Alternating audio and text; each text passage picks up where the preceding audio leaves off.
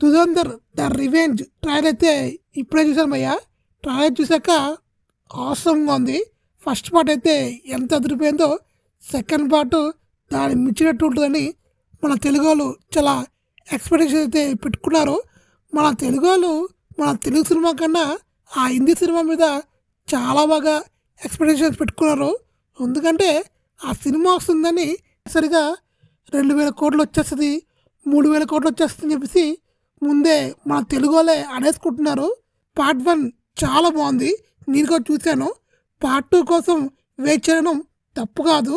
అయితే మన తెలుగు సినిమాని తక్కువ చేసి మరి చేస్తున్నారు. ఉత్తాజ్ ఏమో మరి ఏదేదో మారుతున్నారు కొంతమంది రివ్యూయర్స్. ఈ సినిమా వేరే, ఆ సినిమా వేరే, 2 కంటెంట్లు డిఫరెంట్. అయితే దీని పోటీగా వస్తుందని చెప్పేసి మనోళ్ళు మన పవన్ కళ్యాణ్ సినిమా మీద చాలా ట్రోలింగ్ చేస్తున్నారు కొంతమంది. దయచేసి ప్లీజ్ మన సినిమాని మనమే చంపేసుకుంటే చాలా చండాలంగా ఉంటుంది. ఇంకా ఆ సినిమా ఆడాలి, ఈ సినిమా ఆడాలని కోరికలు తప్ప మన సినిమాని మనమే చిన్నగా చూసుకుంటే అది మన ఇండస్ట్రీకే చెత్త పేరని చెప్పుకోవచ్చు. నా వల్ల కాదు అన్నయ్య, నా వల్ల కాదు.